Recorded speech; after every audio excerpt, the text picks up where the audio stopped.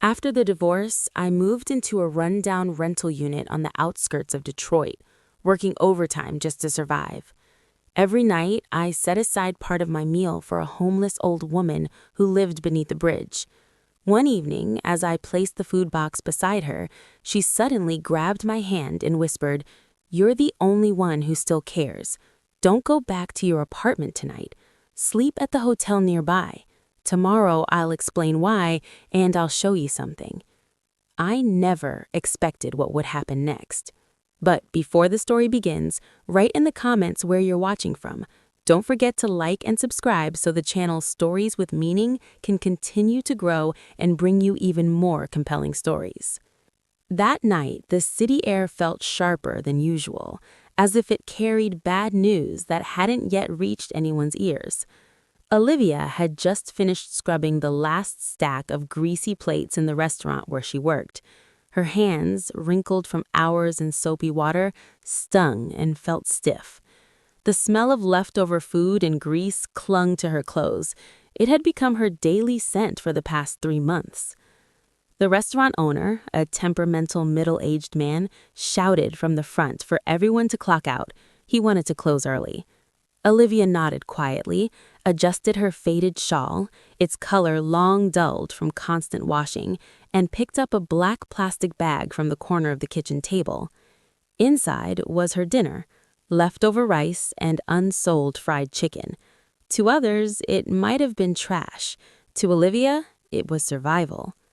She stepped out through the back door into a narrow, muddy alley. Pulling her thin jacket tighter, she tried to shield herself from the cruel night wind. Since divorcing Alexander, her life had flipped completely. Once, she had lived in a mansion with polished marble floors. Now, she was grateful just to sleep in a cramped, mold-stained studio apartment with a leaking roof. Her footsteps echoed through the alley, accompanied by the faint scurrying of rats in the gutter. She didn't head home right away. There was one place she visited every night before letting her exhausted body rest. Her feet carried her toward a massive bridge that cut through the city, where life's darker realities hid from the glittering highway lights above. Under that bridge, among concrete pillars and piles of flattened cardboard, lived an elderly homeless woman everyone called Mrs. Whitmore. No one knew where she came from or whether she had family. She was simply known as the quiet old woman who stared endlessly at the murky river. Olivia had first met her on the night she was thrown out of Alexander's house. She had been crying by the riverside when Mrs. Whitmore silently handed her half of a stale roll of bread. Since that night, Olivia made herself a promise. As long as she could eat, Mrs. Whitmore would eat too. A strange bond forms between them. Two souls discarded and forgotten by a merciless world. Olivia carefully made her way down the slippery path beneath the bridge. She saw the old woman curled up on a stack of newspapers, hugging her knees for warmth. Olivia offered a bittersweet smile. It always hurt to see her like that. She approached gently and greeted her in a soft voice so as not to startle her. Mrs. Whitmore turned her head. Her face was deeply lined, yet her eyes always radiated an unusual calm. Olivia sat beside her without hesitation. Though the place smelled damp and sour, she opened the plastic bag. The faint aroma of warm rice and fried chicken briefly masked the stench of the river. She divided the food into 2 portions on sheets of wax paper, one for herself, a larger one for Mrs. Whitmore. As they ate, Olivia began speaking, as she always did. The old woman had become the silent keeper of all her sorrows. Olivia had no one else left. Her parents had passed away years ago. Her friends drifted away after she married Alexander, controlling and possessive, and disappeared entirely once she fell into poverty. She spoke about her aching feet after standing 10 hours straight, about customers who scolded her for cleaning tables too slowly, about the shadows of her past that still haunted her. She retold the night Alexander hurled her suitcase onto the lawn, shouting that she was an embarrassment. He divorced her because she refused to remove her shawl and dress provocatively at his corporate networking galas. To him, a wife was an accessory, and Olivia, in his eyes, was an outdated one. She swallowed hard as she remembered Vanessa, the woman who had replaced her. Vanessa was everything Alexander wanted: beautiful, fashionable, bold, and from the same elite social circle. Vanessa sometimes visited the restaurant just to flaunt her new designer bags, leaving a condescending $2 tip. Olivia's voice trembled as she confided all this to Mrs. Whitmore. It felt unbearably unfair. She had devoted 5 years to her marriage, cooking his favorite meals, keeping the house spotless, supporting him without question. But none of it mattered against wealth and prestige. She felt like disposable trash. Mrs. Whitmore listened carefully. That night, something was different in her gaze. There was a flicker of restrained anger, something sharp and calculating. Olivia didn't notice. When they finished eating, Olivia gathered the wax paper scraps and slipped them back into the plastic bag. She needed rest. Tomorrow she would rise before dawn, pray, and head back to work. She stood, brushing dirt from her long skirt. Just as she turned to say goodbye, a wrinkled hand shot out and gripped her wrist with surprising strength. Olivia gasped. Mrs. Whitmore was standing, upright, no longer hunched, her posture straight and commanding, her once muted eyes now sharp, radiating authority that sent chills down Olivia's spine. Olivia tried to pull away, frightened, wondering if the old woman was ill or possessed. But the grip tightened. Mrs. Whitmore leaned closer.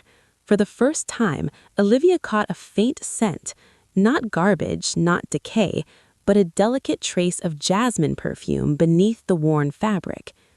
When she spoke, her voice was clear, firm, cold. Nothing like the hoarse whisper Olivia knew.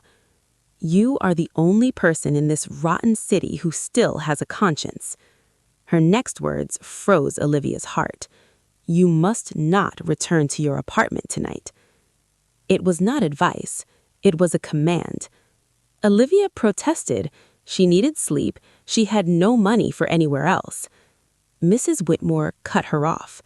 From inside her torn coat, she pulled out a sleek gold magnetic key card. It gleamed under the dim streetlight. It was a hotel room key. Olivia immediately recognized the logo embossed on the gold card. It belonged to the most luxurious 5-star hotel in Chicago, the towering landmark standing right beside the bridge where they were now standing. She stared at the card, then at Mrs. Whitmore's face, disbelief flooding her eyes. How could a homeless woman possess a key to the most expensive hotel in the city? Questions stormed her mind. Had she stolen it? Was this some kind of trap?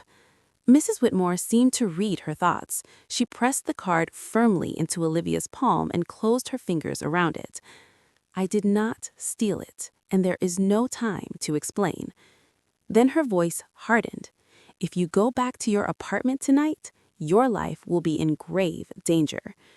The words were not dramatic. They were precise, serious. Olivia felt both sincerity and real threat in the old woman's tone. "Go to the hotel lobby, now," Mrs. Whitmore whispered. "Show them the card. Enter the room listed on it. Don't ask questions." Doubt still lingered in Olivia's heart, but her instincts told her to obey. A sudden aura of authority radiated from Mrs. Whitmore, making Olivia feel small and compelled. The old woman gently pushed her toward the exit of the underpass, toward the illuminated hotel entrance. Before Olivia walked away, Mrs. Whitmore gave one final message. "Tomorrow morning, I will meet you in that room. I will explain everything, and I will show you something that will change your life forever." Olivia nodded stiffly. She walked away, leaving the darkness beneath the bridge, and leaving Mrs. Whitmore seated once more in shadow, watching her departure like a silent guardian of the night. Olivia crossed the street toward the magnificent building she had only ever admired from afar. Her heart pounded. Thousands of questions swirled in her head. Her steps felt unbearably heavy as she entered the grand five-star hotel lobby. Her thin flip-flops squeaked softly against the polished marble floors, creating a painful contrast against the surrounding luxury. A massive crystal chandelier hung from the ceiling, scattering golden light across the room. Guests in tailored suits and elegant gowns passed by, trailing intoxicating, high-end perfumes. Olivia felt painfully small. Her worn jacket and faded shawl made her the unwanted center of attention. Several guests stared at her with open disdain, as if she were a stray germ wandering into a palace. A security guard near the entrance stepped forward, clearly intending to escort her out. But he froze the moment he noticed the gold card clenched tightly in her hand. Olivia lowered her gaze and walked toward the black granite reception desk, her heart hammered in her chest. What if the card was fake? What if it had expired? What if she was humiliated and thrown out? The receptionist, a beautiful woman with a perfectly trained smile, greeted her, though confusion flickered in her eyes. Olivia said nothing. She simply placed the gold keycard on the counter. The reaction was immediate and shocking. The receptionist's eyes widened, her posture straightened instantly, her expression shifted from polite curiosity to profound respect, almost fear. She bowed her head slightly, as if Olivia were royalty in disguise. Without asking for ID, without requesting a deposit, without any standard check-in procedures, she immediately called the hotel manager, who personally escorted Olivia to a private VIP elevator. Inside the mirrored glass lift, Olivia caught sight of her reflection. Her face looked dull, dark circles under her eyes, her body thin from exhaustion. What kind of secret did Mrs. Whitmore hold that a simple card could command such treatment? The manager remained silent, offering only a respectful smile as he led her to a luxury penthouse suite on the top floor. When the door opened, Olivia gasped.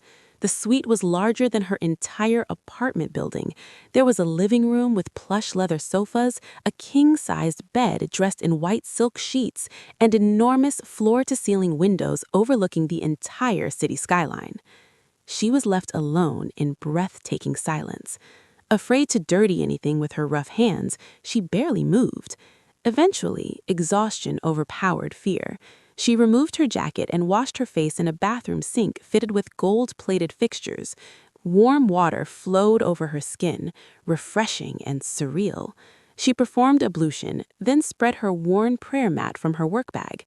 Amid anonymous luxury, prayer was the only thing that grounded her. In a long prostration, she wept, pouring her confusion and fear into her prayers, asking for protection and guidance.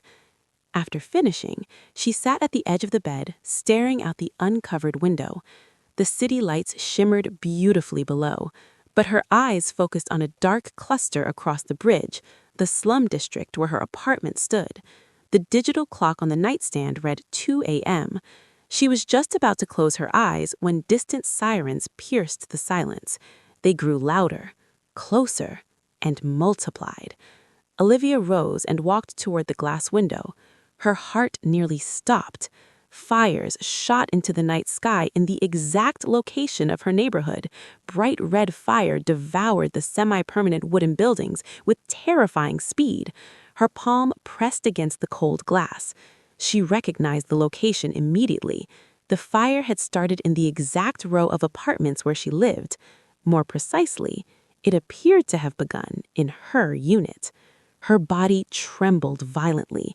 If she had gone home tonight, she would have been trapped inside, burned alive in her sleep. Mrs. Whitmore's warning echoed in her mind. This was no rambling of a senile woman. She knew. Nausea rose in Olivia's throat. Below, fire trucks arrived, spraying water toward the raging flames. But then, her attention shifted.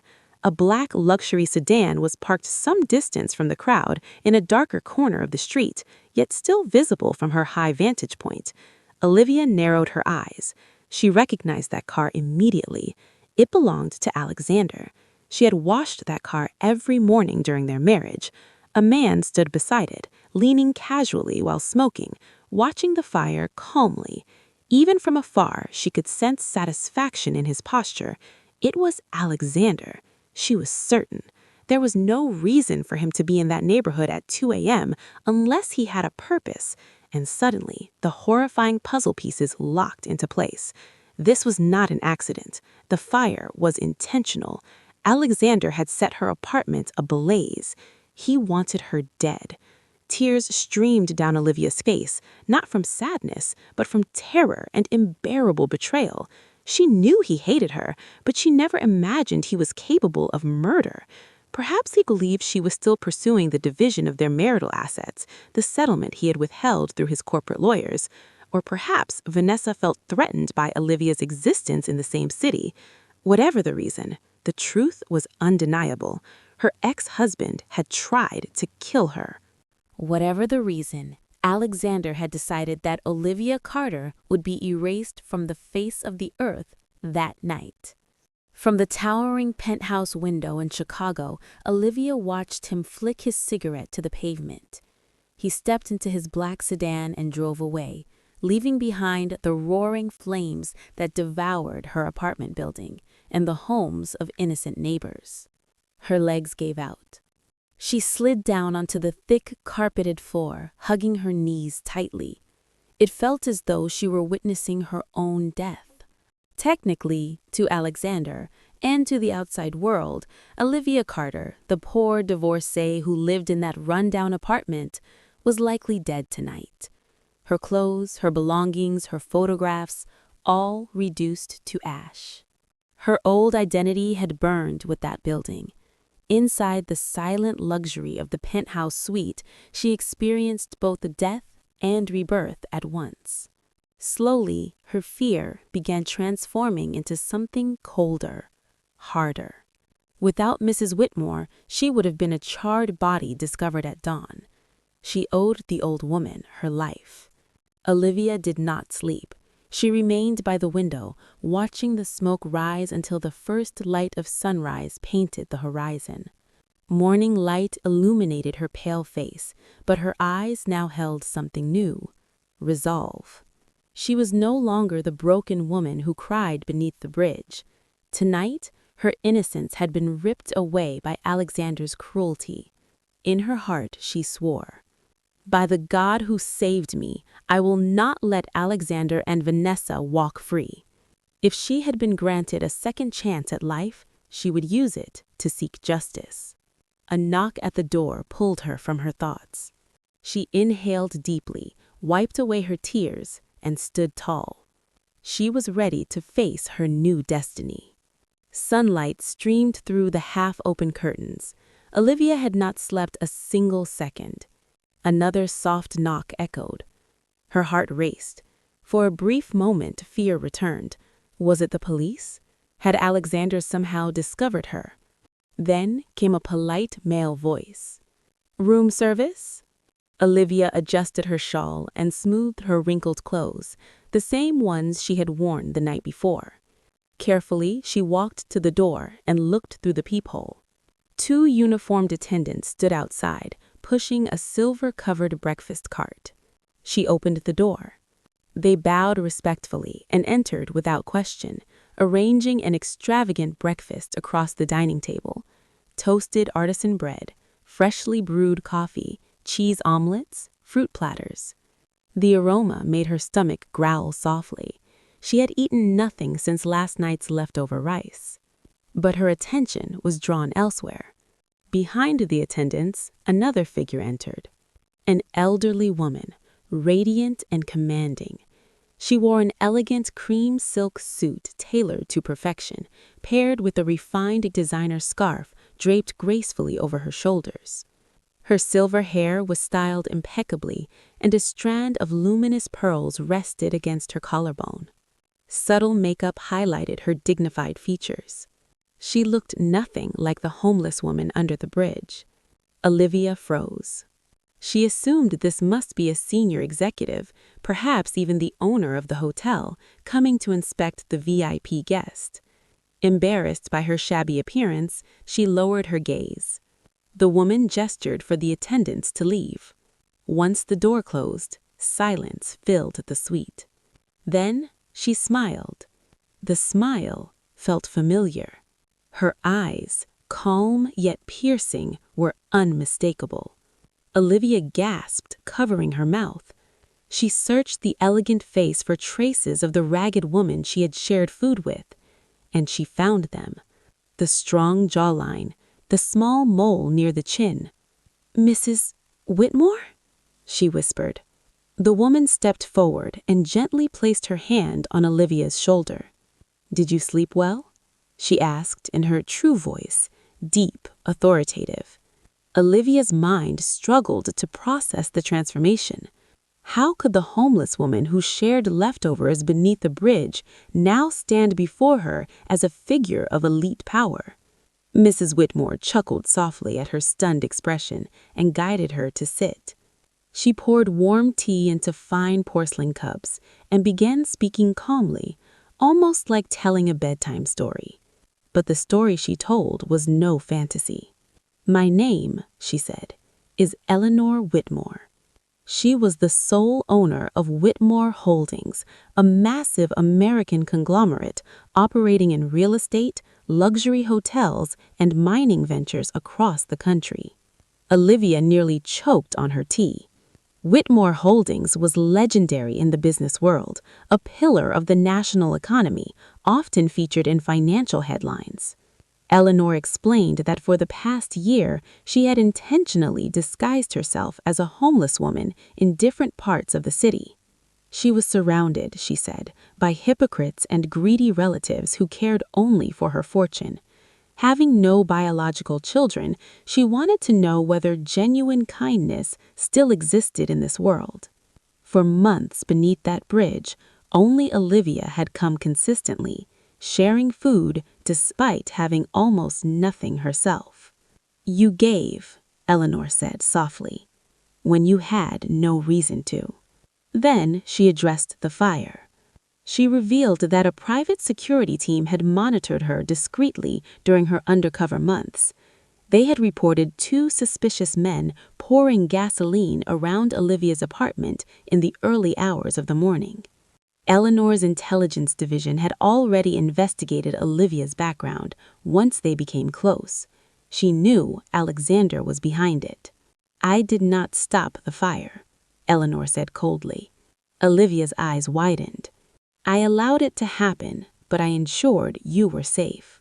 She explained that by letting the apartment burn, Alexander would believe his plan had succeeded. He would feel secure, careless, convinced Olivia was gone forever, no longer a threat to his new life with Vanessa. "This," Eleanor said calmly, "is strategy. In war, sometimes you let your enemy believe he has won." A chill ran down Olivia's spine.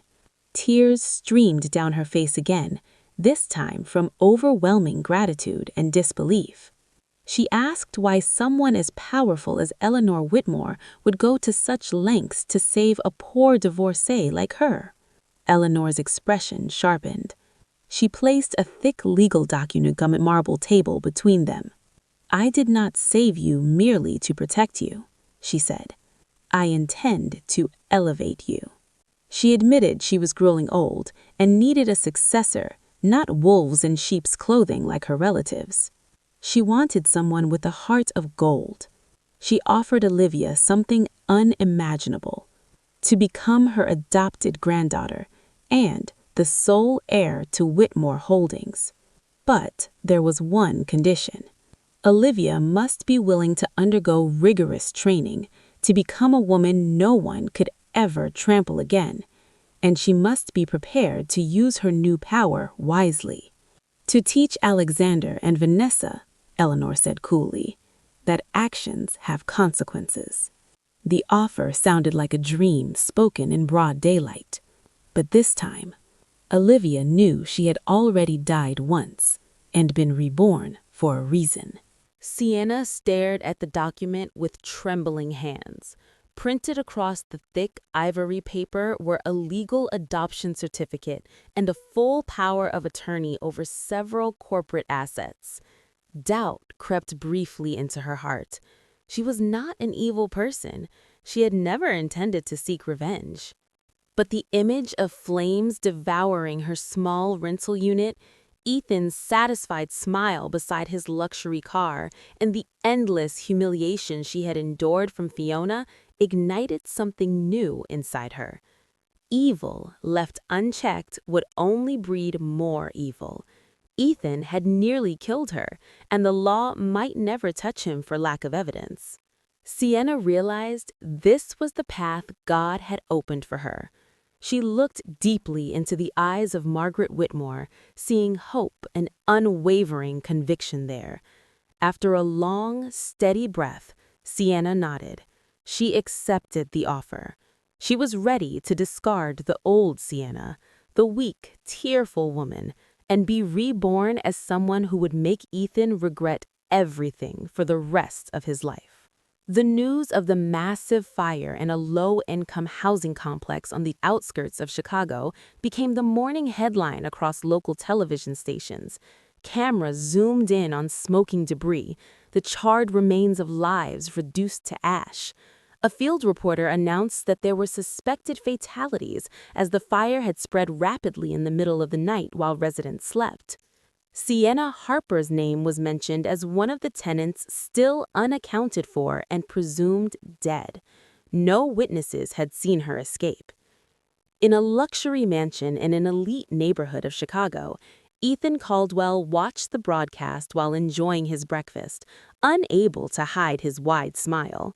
The heavy burden on his shoulders felt lifted. No more impoverished ex-wife to tarnish his reputation. No more threat of alimony or asset division that could endanger the fragile liquidity of his struggling company. Fiona Blake, seated beside him, smirked as she applied a fresh coat of red nail polish. Looks like the trash finally burned itself out. She won't be bothering us anymore.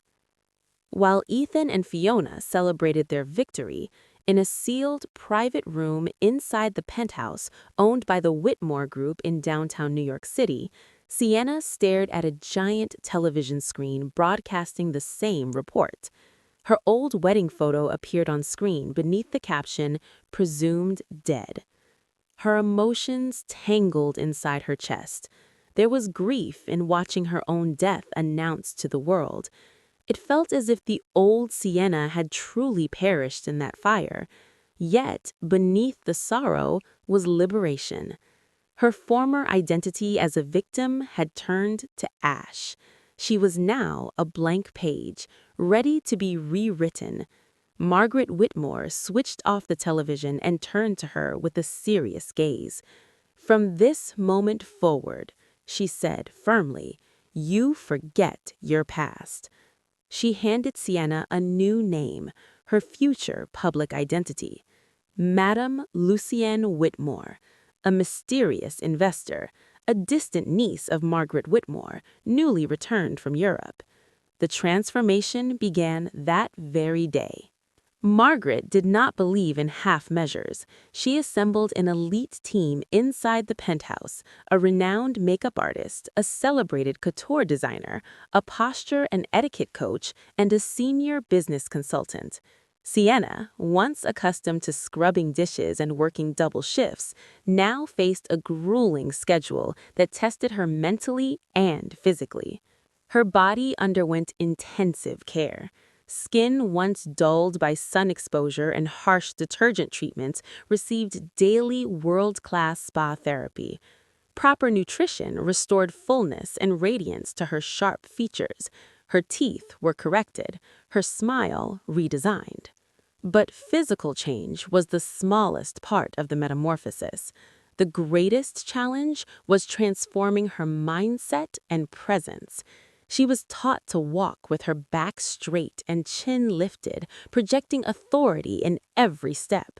She learned how to sit with composure, how to hold a wine glass filled with grape juice, and the intricacies of fine dining etiquette. Her personality coach was relentless. "Powerful people don't look down, madam," he would say sharply. "They hold eye contact. They control the room." Sienna repeated walking drills until her feet blistered. She never complained. Whenever exhaustion tempted her to quit, she saw the flames again in her mind and found the strength to stand. Her style evolved as well. No more faded practical scarves. Instead, she wore elegant silk shawls, draped in modern, refined styles that framed her long neck and diamond earrings while remaining tasteful and modest. Between physical training sessions, she was immersed in business education. Margaret Whitmore personally mentored her. Each night, they sat in the study analyzing the financial statements of Caldwell Industries. Sienna learned to read balance sheets, understand cash flow, and dissect acquisition strategies. At first, the numbers overwhelmed her. Gradually, clarity emerged. Ethan's company was on the brink of collapse. Mounting debt to banks and vendors, reckless spending driven by Fiona's extravagant lifestyle, and a series of poor executive decisions had hollowed the company from within. Outwardly successful, internally rotten. Margaret explained that Ethan was desperately seeking a major investor to save his sinking ship. That was our opening. Sienna would become the savior investor, who was in truth the executioner. She learned quickly. Intelligence, long suppressed by poverty and marital oppression, now shone brightly. She memorized every detail of Ethan's projects, management weaknesses, and even minor scandals that could be weaponized. She practiced speaking in crisp, sharp business language. She trained her voice to sound cool and intimidating, erasing any trace of her former rural accent that Ethan once mocked. For hours, she stood before a mirror, rehearsing, refining a gaze that could strip confidence from any opponent. 2 weeks later, the unveiling arrived. Margaret instructed her to prepare in the dressing suite. Sienna stepped into a tailored black couture business suit that sculpted her figure flawlessly. A satin gold shawl was wrapped elegantly around her head. Her makeup was bold yet refined, finished with deep maroon lipstick that projected command. Oversized designer sunglasses concealed part of her expression, amplifying her mystique. She stood before a floor-to-ceiling mirror and barely recognized the woman staring back. That woman was not Sienna the dishwasher. She looked powerful, wealthy, dangerous. Margaret entered and smiled with satisfaction. She handed her a limited edition crocodile leather handbag. "Today," she said quietly, "the hunt begins." Ethan's secretary had just submitted a proposal requesting a meeting with representatives of the Whitmore Group. Margaret had arranged for the meeting to take place the following day, at a location personally chosen by Sienna. Sienna took the bag, studied her reflection one final time, and allowed a faint smile to curve her lips. It was no longer the gentle smile of the old Sienna. It was the calculating smile of Madame Lucienne Whitmore. She was ready. Ready to stand before Ethan, not as the discarded wife, but as the woman holding his fate between her fingers. The Queen's transformation was complete. The elegant game of revenge was about to begin. A fierce afternoon wind swept through Greenwood Cemetery in Brooklyn, New York, scattering dry leaves among the gravestones. The sky hung heavy with dark gray clouds, threatening a downpour. Ethan stood near the entrance gate, visibly irritated. He checked his gleaming luxury watch repeatedly, muttering under his breath about the absurdity of scheduling a high-level business meeting in a cemetery. Mud splashed against his polished leather shoes, worsening his mood. However, Ethan had no other choice. His company was standing at the edge of collapse. Debt was piling up, and he needed an injection of fresh capital immediately. The mysterious investor from the Whitmore Group, known only as Madame Lucienne, was his last remaining hope. Rumor had it she was eccentric and nearly impossible to meet. If Madame Lucienne demanded a meeting in a cemetery, then so be it. Ethan would indulge her because she was promising an investment worth tens of millions of dollars. A long black limousine slowly entered Greenwood Cemetery in Brooklyn, breaking the silence of the resting place of the dead. It came to a smooth stop about 30 feet in front of Ethan. A uniformed chauffeur stepped out and opened the rear passenger door with crisp precision. Ethan's heart pounded. He quickly adjusted his suit jacket and arranged his best smile, the same polished smile he used to deceive clients. From inside the car emerged the pair of long legs wrapped in black high heels. The woman stood upright, radiating an intimidating elegance. She wore a long black dress tailored perfectly to her figure, paired with a thick, visibly expensive overcoat. A black shawl styled in a modern turban wrapped around her head, and oversized sunglasses concealed half her face. Madame Lucienne. She walked forward slowly, but instead of approaching Ethan directly, she paused before a mound of fresh red soil. An unmarked mass grave. The burial site for unidentified victims of the Chicago housing fire, including, supposedly, Sienna Harper. Ethan swallowed hard. Goosebumps prickled across his skin. Why was she stopping there? Cold sweat slid down his back despite the chilly afternoon air. Finally, Madame Lucienne turned toward him and stepped closer. The scent of luxurious jasmine perfume drifted around her, overpowering the smell of damp earth.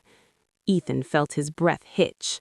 The fragrance stirred a faint memory from the past, but the wealth and power surrounding her blurred the connection. Behind her dark lenses, Sienna stared sharply at the man she had once loved and served with all her heart. She saw fear and greed battling in his eyes. For a split second, she wanted to scream and strike him, but she restrained herself. She was no longer Sienna. She was Madame Lucienne Whitmore. Cold, calculating. She extended her hand, clad in black fingerless leather gloves. When Ethan grasped it, his gaze fell to her ring finger. A simple gold band with a small, old-fashioned stone sat there, plain and modest, completely mismatched with the dazzling diamond jewelry she wore. Ethan's eyes widened. He recognized that ring instantly. It had been their wedding ring, cheap, purchased when they had nothing, the same ring he had forced Sienna to remove before throwing it into the trash the day he expelled her from his house. How could it possibly be on the finger of this billionaire investor? He stammered, face turning pale. His trembling finger pointed at the ring, but no words emerged. Sienna noticed. A crooked smile curved her lips. Casually, she rotated the ring on her finger as though it were nothing more than an accessory. "Is there something wrong with my appearance?" she asked coolly. Her voice was deeper now, controlled, authoritative, nothing like the soft, timid voice Sienna once had. Ethan cleared his throat awkwardly. It just reminds me of someone who passed away." Lucienne let out a dry, emotionless laugh. "I found it in a small antique shop," she replied lightly. "I liked it. It carries a certain tragic history." Ethan fell silent, feeling foolish for entertaining wild thoughts. Of course it was impossible. Sienna was dead, reduced to ash. There was no way she had returned as a powerful conglomerate heiress. Just a disturbing coincidence. Rain began to fall in a fine drizzle as the business discussion commenced. Lucienne did not waste time on pleasantries. She went straight to the point. She knew Caldwell Industries required $3 million to cover debt maturing next week. Ethan froze. Even that figure had been carefully disguised in his internal reports. "The Whitmore Group," she said calmly, "was willing to inject double the amount, $6 million, on one condition. Ethan must sign an exclusive investment agreement secured by both corporate and personal assets." The offer was irresistible, like water in a desert. Without properly considering the risks, Ethan agreed almost immediately. Greed had eclipsed his judgment. He did not realize he had just stepped into a lion's den. Madame Lucienne ended the meeting abruptly. She had no desire to linger near him. Disgust was rising in her chest. She handed him her assistant's business card and instructed him to come to the Whitmore Group headquarters in Manhattan, New York, the next morning to finalize the contract. Before entering her limousine, Sienna glanced up once more at the mound of red soil. In her heart, she whispered a final farewell to the old Sienna. From this day forward, the weak woman was truly dead and buried there. Only Madame Lucienne remained, ready to dismantle Ethan Caldwell's life, piece by piece. The car drove away, leaving Ethan alone in the darkening cemetery. He smiled foolishly, imagining the $6 million soon entering his account, never realizing it was funeral money for the death of his own business. The next morning, Ethan strode into the towering Whitmore Group skyscraper in Manhattan with renewed confidence. He wore his finest tailored suit, his hair was slicked back neatly, and he had applied too much expensive cologne to mask his nervousness. The building symbolized everything he had ever desired: power, wealth, elite status. Marble floors gleamed beneath crystal lighting. Floor-to-ceiling glass walls and abstract paintings worth hundreds of thousands of dollars decorated the grand lobby. Ethan felt he belonged here, among the powerful. A poised receptionist escorted him to the top-floor conference room. Inside, the Whitmore legal team and Madame Lucienne were already waiting. The room felt cold, not merely from air conditioning, but from the tension deliberately cultivated within it. Lucienne sat at the head of the long table, her back to a massive glass window overlooking the city skyline. Her sunglasses remained on, reinforcing her distance and mystery.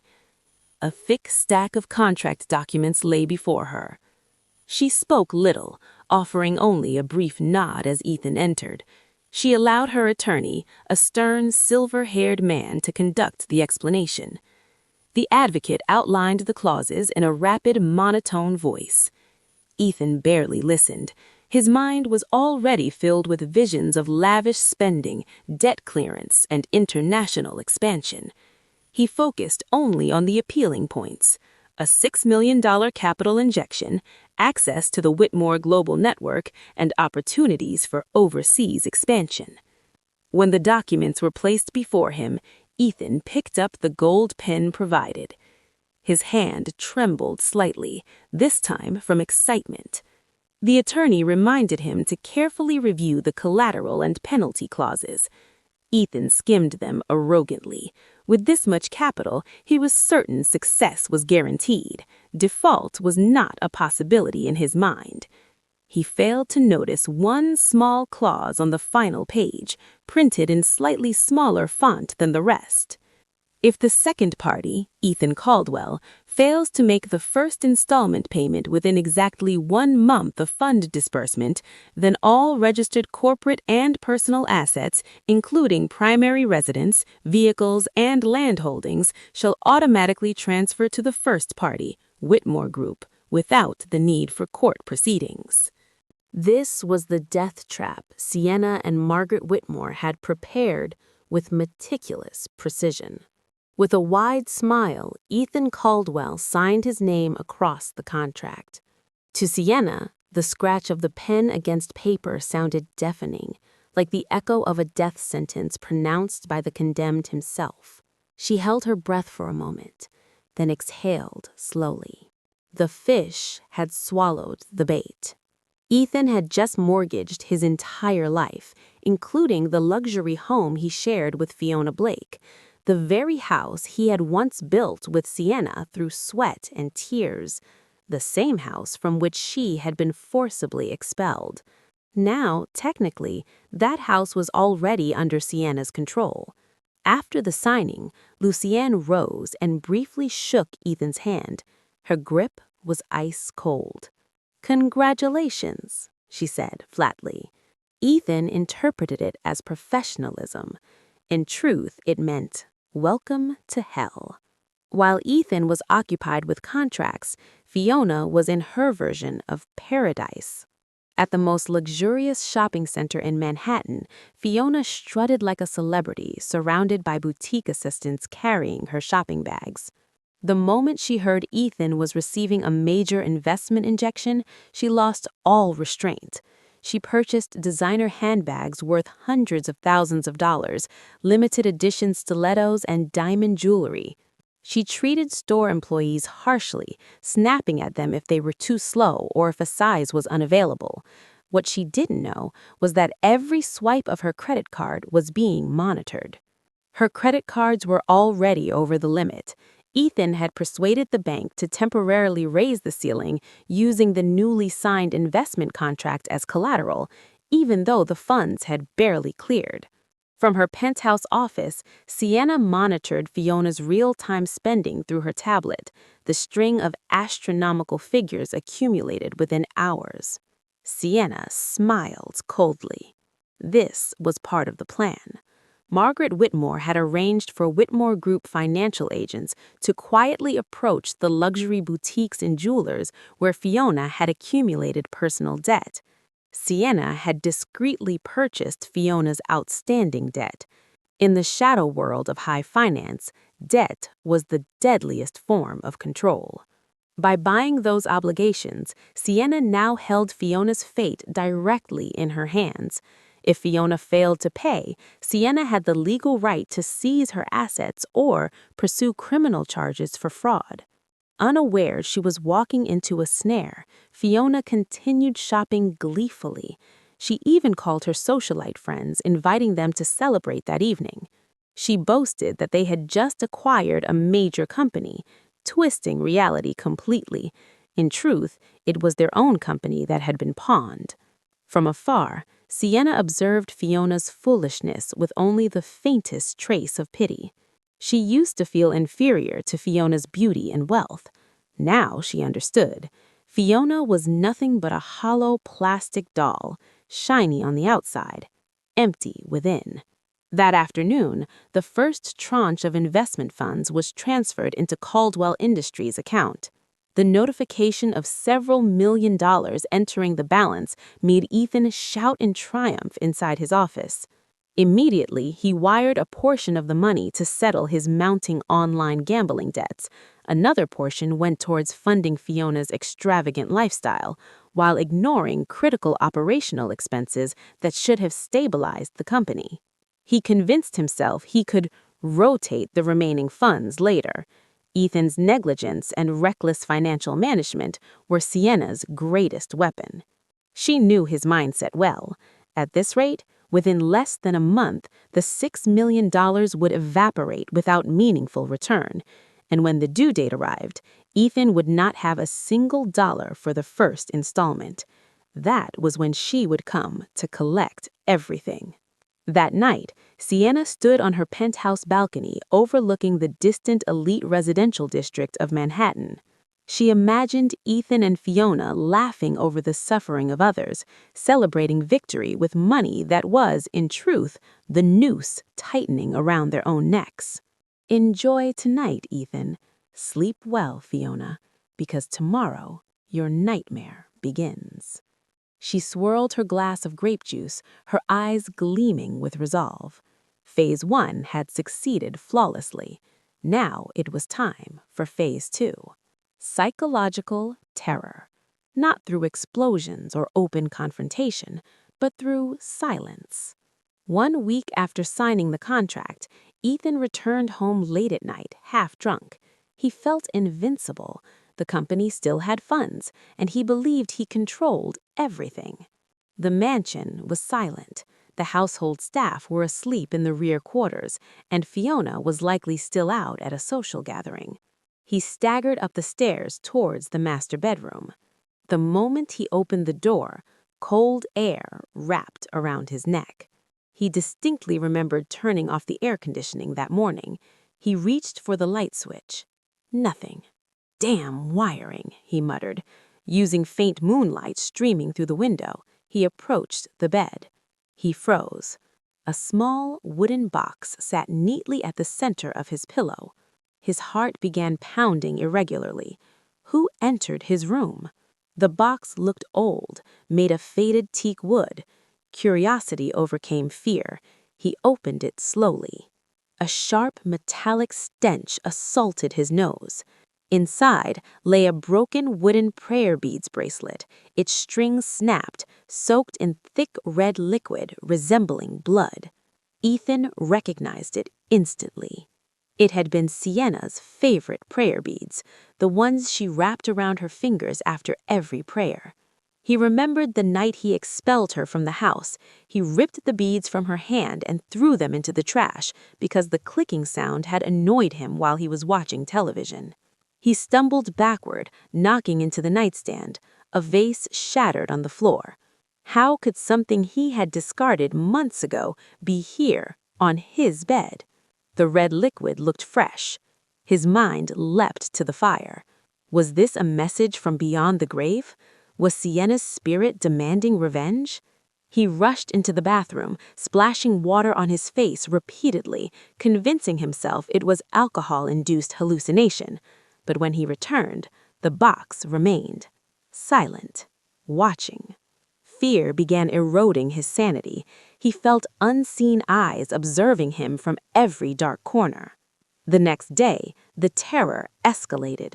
While driving to his office, the advanced audio system in his car suddenly activated itself. Not music, a distorted recording crackled through the speakers, a woman sobbing. It was Sienna's voice. "Ethan, please don't throw me out. I'm scared." The sentence looped endlessly. He frantically pressed buttons to shut it off. The volume only grew louder, filling the cabin as if she were sitting in the back seat. He screamed hysterically for it to stop. The car swerved violently, nearly colliding with the highway barrier. The recording abruptly ceased when he slammed the brakes and pulled onto the shoulder, leaving behind a silence more terrifying than the sobbing itself. At the office, Ethan unraveled. He couldn't concentrate. Every ringing phone startled him. Every door opening made him expect to see Sienna standing there, her face charred. Employees began whispering about their boss's strange behavior. He was seen talking to himself, erupting in random anger, his face pale and drenched in cold sweat. The business that was supposed to recover under Madame Lucien's investment instead was falling into deeper chaos. And Sienna, watching from afar, knew that this was only the beginning. Michael's decisions became increasingly irrational. He fired his secretary simply because she wore a jasmine perfume that reminded him of Isabella's scent. He grew paranoid, convinced that everyone around him was conspiring to destroy him. Victoria, who witnessed the drastic change in her husband, felt more irritated than concerned. She considered Michael weak and blamed his behavior on excessive drinking. When Michael tried to tell her about the blood-stained rosary and the mysterious voice recording, Victoria laughed mockingly. She accused him of hallucinating out of unnecessary guilt. "She's dead, Michael. Cremated, turned to ashes. Stop being such a coward," one night when he refused to sleep in their bedroom out of fear.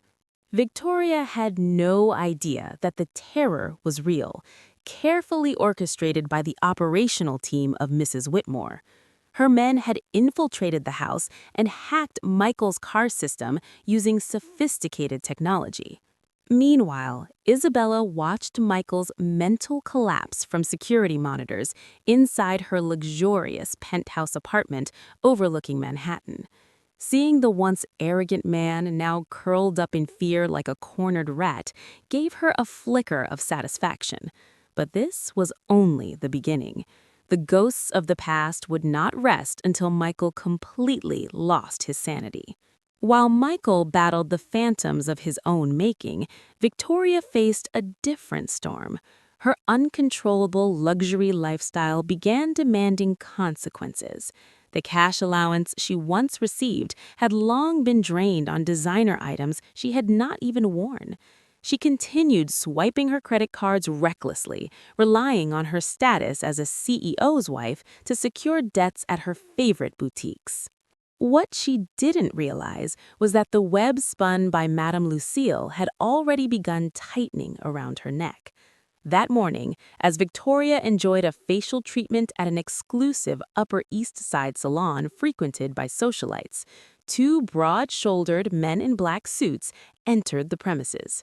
They were not guests. They were professional debt collectors hired by the financial arm of the Blackwood Group, where all of Victoria's unpaid bills had accumulated.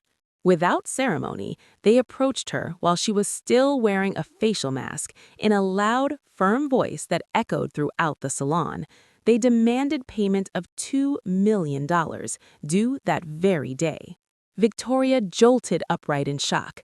Furious at the humiliation, she lashed out, shouting that her husband was wealthy, that he had just secured a $100 million investment, and that the payment would be made. Calmly, one of the men presented a court-authorized asset seizure document. Her credit cards and bank accounts had been temporarily frozen due to default indicators on the first installment of Michael's corporate loan. Victoria's face turned pale. She tried calling Michael, but his phone was switched off. Around her, the whispers began. The same condescending stares she once directed at the poor were now aimed at her. Thrown out of the salon for causing a disturbance, Victoria returned home in a fury.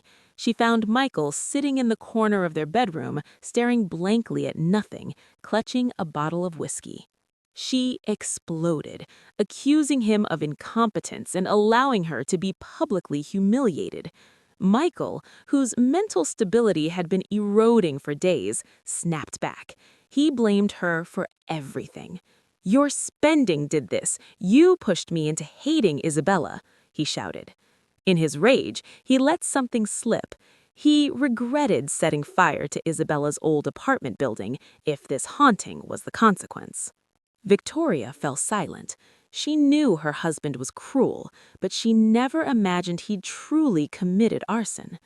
News of their domestic chaos and financial collapse spread quickly among New York's elite circles. That evening, a prestigious charity gala was held in downtown Manhattan, attended by high-profile entrepreneurs and investors. With the last fragments of her pride, Victoria decided to attend. She wore her finest gown and diamond jewelry, pieces that, in truth, had not yet been fully paid for. But the atmosphere felt icy. People distanced themselves as she walked by, as though poverty were contagious. Then she saw the woman commanding the room, Madame Lucille. The mysterious figure stood elegantly, surrounded by billionaires eager for her attention.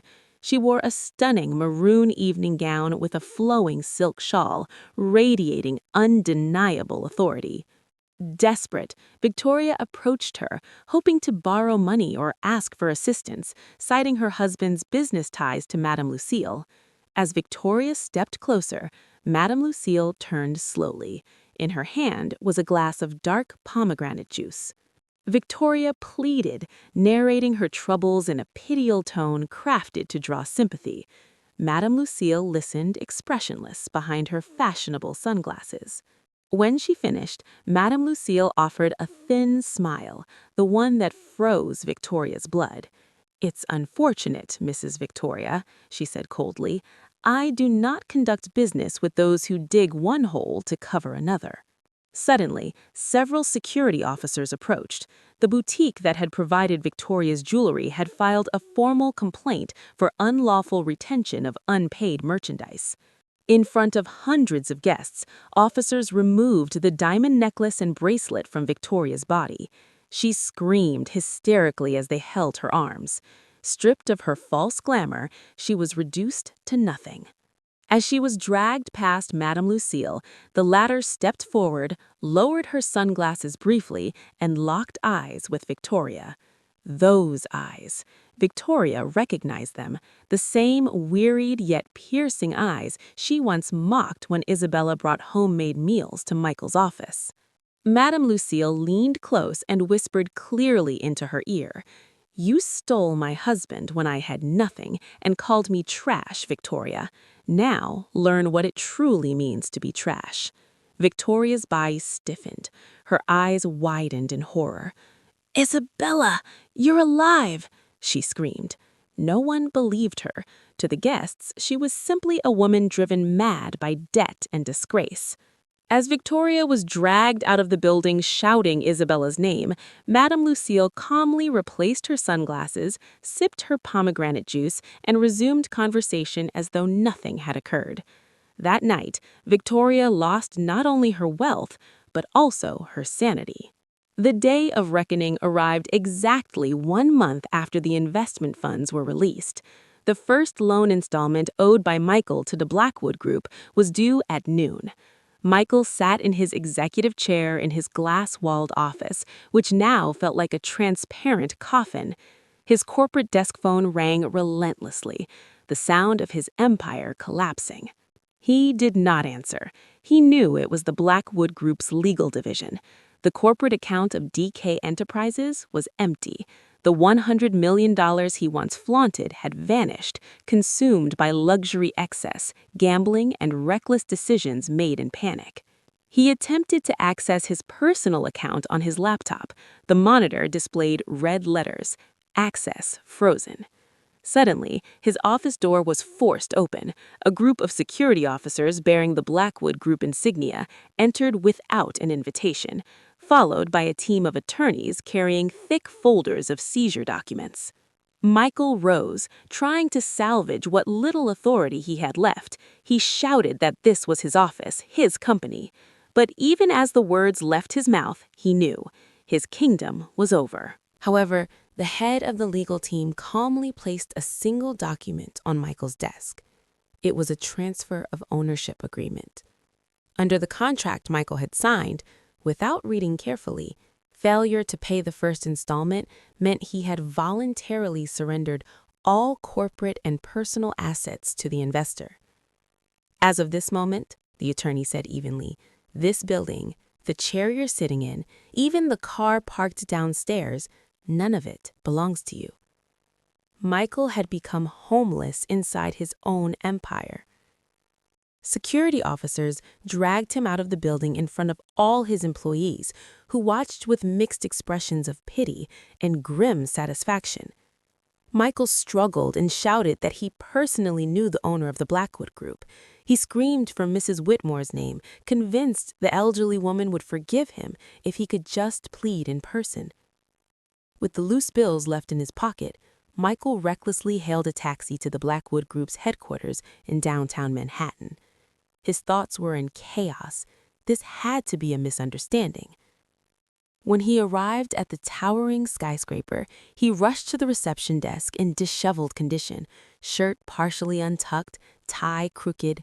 Strangely, the receptionist did not stop him. It was as if they had been expecting him. Without hesitation, they directed him to the top floor, to the main executive boardroom. Michael entered the vast, silent room, breathing heavily. The lights were dim, except for a single spotlight illuminating a large chair at the head of a long conference table. The chair faced away from the door. He collapsed to his knees on the cold marble floor. Tears streamed down his face as he began babbling apologies, assuming the figure in the chair was Mrs. Whitmore. He promised he would do anything, even convert religions, if only his wealth would not be confiscated and he would not be imprisoned. He sobbed, portraying himself as a victim of circumstance, never once acknowledging his own wrongdoing. A soft laugh echoed from behind the chair. It was not the raspy laugh of an elderly woman, but the crisp, sharp laughter of someone young. The chair slowly rotated. He lifted his head. His breath caught in his throat. His eyes widened as if they would burst from their sockets. The figure sitting there was not an old woman. It was a stunning young woman draped in a golden silk shawl that framed her radiant face. This time, no sunglasses concealed her features. Michael recognized every inch of that face. The nose he once kissed, the lips he once shouted at, the face he believed had burned to ashes. "Peace be upon you, Michael," she greeted softly, her voice lethal in its calm. "Do you still remember the unlucky wife you discarded?" Isabella. She sat gracefully, watching him freeze as though he had seen a ghost. Michael's mind short-circuited. Isabella was alive. Isabella was Madame Lucille. Isabella had been controlling his fate all along. Every mystery unraveled instantly. The ghostly terror, the blood-stained rosary, the rigged contract, all of it had been orchestrated by the woman he considered weak and foolish. Michael tried to stand, but his legs trembled violently. He pointed at her with a shaking hand, his mouth opening without sound.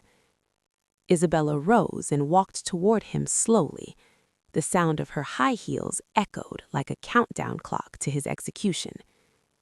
She stood before him as he remained kneeling. Her eyes were cold. There was no trace of love left. "I am not taking revenge," Isabella said evenly. "I am only returning what you gave me. You gave suffering, you receive suffering.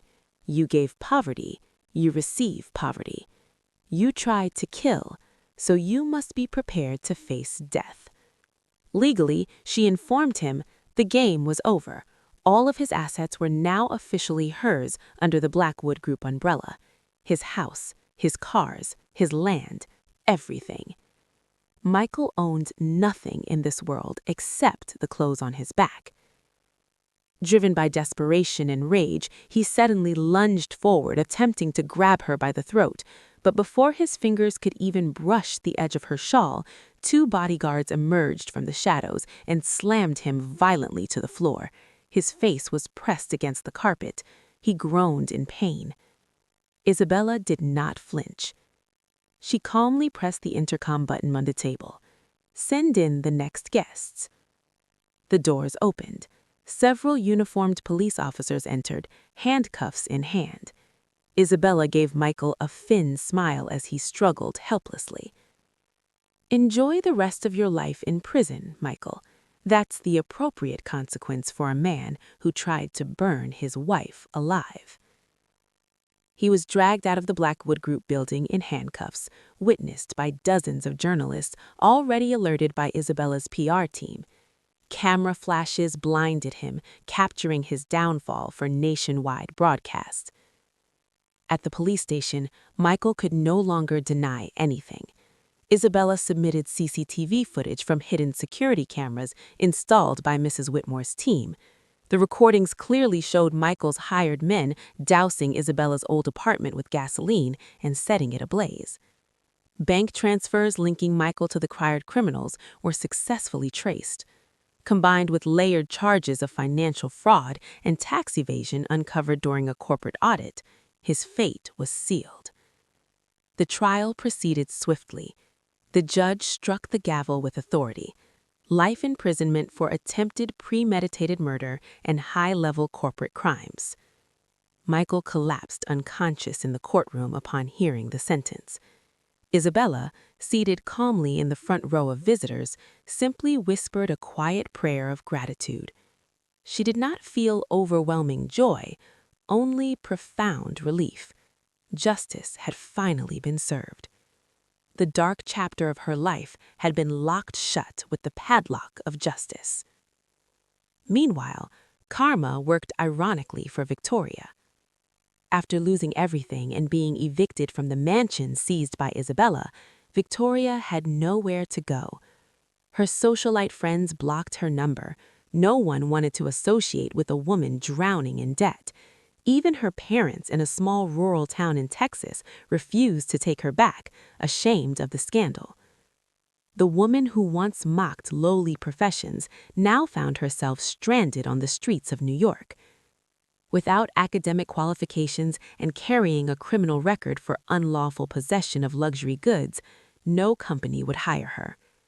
To survive, Victoria eventually worked as a dishwasher at a grimy roadside food stall in Brooklyn. the exact same job Isabella once had.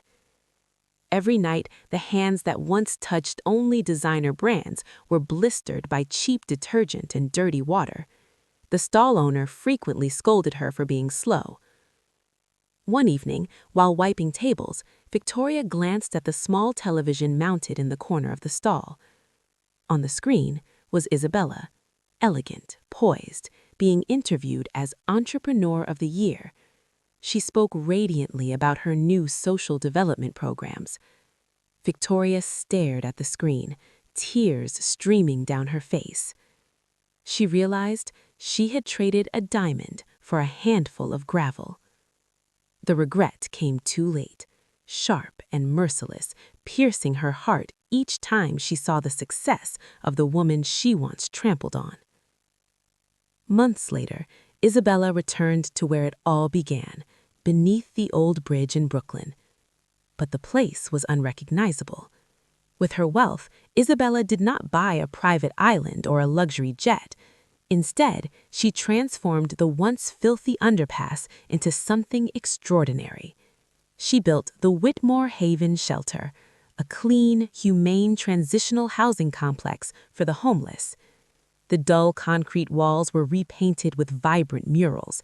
A community kitchen served nutritious meals daily. A free health clinic operated on site. Skills training rooms were established so residents could learn trades and rebuild their independence.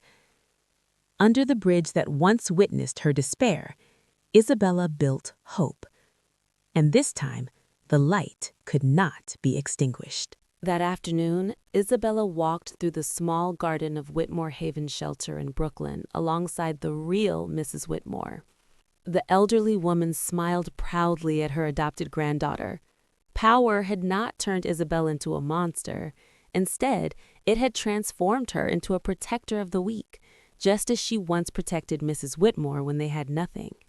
They sat together on a wooden bench, watching formerly homeless children laugh freely while learning how to read. Their bright voices filled the air. Isabella felt her heart overflow. She realized that every brutal trial she had endured, her divorce, poverty, even attempted murder, had been God's way of refining her, shaping her so she could stand where she was now, a vessel to help others. Her revenge was complete, but her kindness had only just begun. The story ends with a scene both heartbreaking and deeply satisfying. Inside a narrow, damp prison cell somewhere upstate New York, Michael sat curled in the corner. His head had been shaved, his face was gaunt and lifeless. In his hands was a plastic tray containing hardened prison rice and overcooked vegetables that smelled sour, food barely fit to eat. It was almost identical to the leftovers Isabella once forced herself to consume just to survive. Michael stared at the meal blankly. Down the prison corridor, a small television mounted high on the wall broadcasted the inauguration ceremony of Whitmore Haven Shelter. On the screen, Isabella stood radiant and poised, smiling warmly as city officials and community leaders applauded beside her. She was surrounded by people who respected her, people who loved her. Michael lifted a spoonful of the stale rice to his mouth, but his throat tightened. A sob escaped him. He began to wail, pounding his chest as regret crushed him from within. The sound of his crying echoed through the corridor. No one cared. Outside, beneath the bridge in Brooklyn that had once witnessed despair, the sunset glowed in golden hues. The light illuminated Isabella as she walked forward with steady steps toward a future brighter than anything she had ever known. And this time, nothing could burn it down.